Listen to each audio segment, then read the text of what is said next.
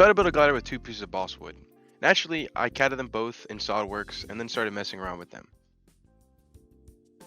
Okay, enough with the play. I had to think of an approach. I decided not to try to reinvent the wheel, so I did what any good engineer would do. See and try to research what already works out there. The internet is a magical place, and I wanted to see some reference images and text on what already has been proven to work. During my search, I noticed a couple of persisting features within gliders. A large portion of them had T-tail configurations for their horizontal and vertical stabilizers. I decided to incorporate the T-tail configuration into my design. For the overall size of the glider, I looked towards the old World War II catapult Navy planes with their short fuselage.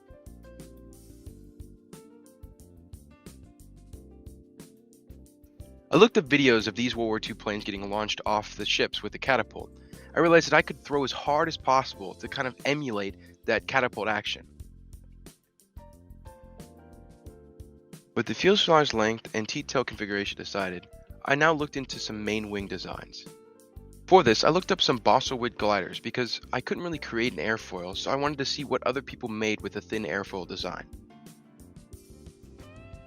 I saw a design with dihedral winglets, and I know that the dihedral shape generates a lot more lift.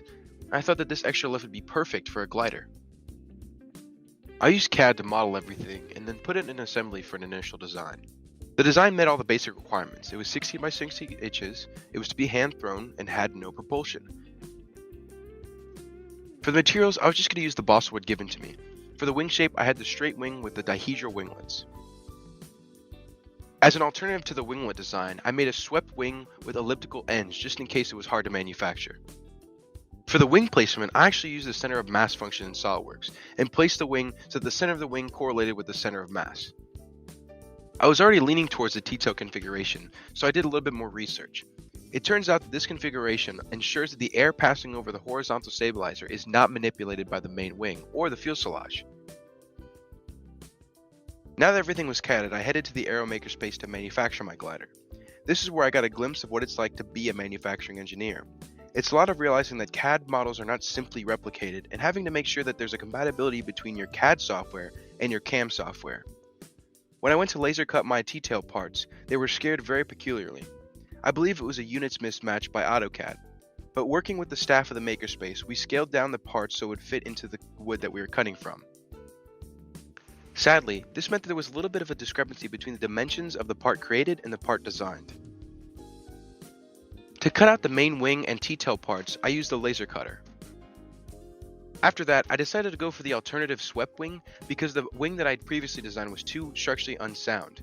I realized that on impact of any sort of crash, the winglets would just fall off. While in the makerspace, I also sanded the bottom of the fuselage to add some aerodynamics, and then superglued all the parts together. With everything assembled, it fit well within the 16 by 16 box. It was time to test if my design was actually any good. I went to the courtyard behind my dorm and started testing.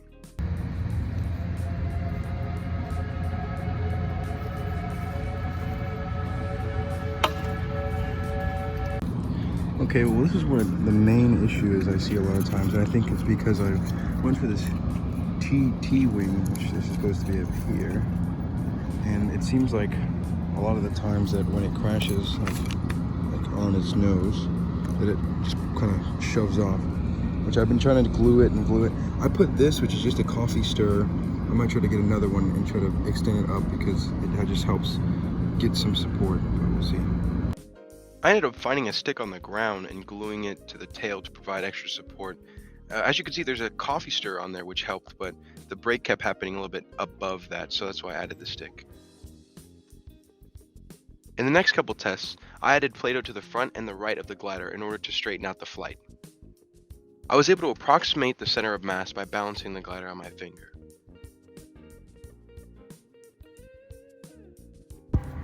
Okay, so we have an issue where it keeps, I don't know where to set you, but, oops. It keeps going up, like, while it's flying. So what I'm thinking is putting a little bit more, and it should go down a bit. Or it should stop, like, flying upwards. Let's hope. Now that the glider was flying level, it kept leaning to the left a little bit. So I continued adding weight to the right until it flew straight. It was now the day of the competition. I ended up getting a max flight of 62 feet and making it to the third round of flights.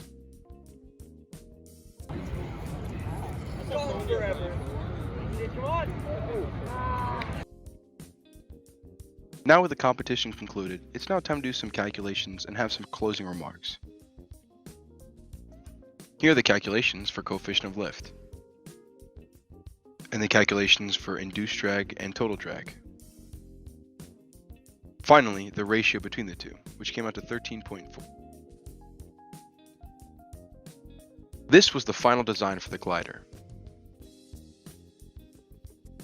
Overall, the glider project taught me a lot about how center of gravity and the distribution of mass can affect flight. It was fascinating to be able to walk through the design, manufacture, and testing process all to come together to build the final glider. Thank you for watching the video, and I hope it's been fun.